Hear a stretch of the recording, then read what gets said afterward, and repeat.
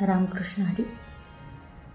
सहज लोक म्हणतात की देवाला सगळंच कळतं, पण कसं त्याला सगळं समजतं नीट ऐका.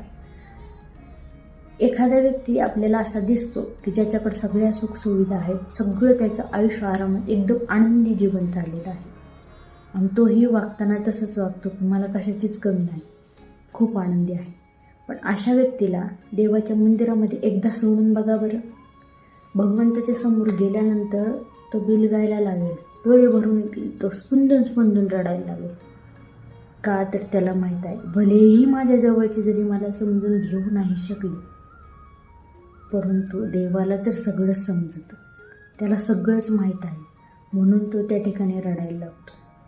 अहो का नाही, अनेक वर्णन आलेलं आहे. चिटिके पाव मी घुंगरू बजे, ओ नाथ श्री रघुनाथ सुनी, असं म्हटलेलं आहे. म्हणून तुकोबाराय म्हणतात की वृक्षाची पान हाले ज्याची सत्ता, राहिली अहंता मग कोठे, ऐसा तू समर्थ ब्रह्मांडाचा धनी.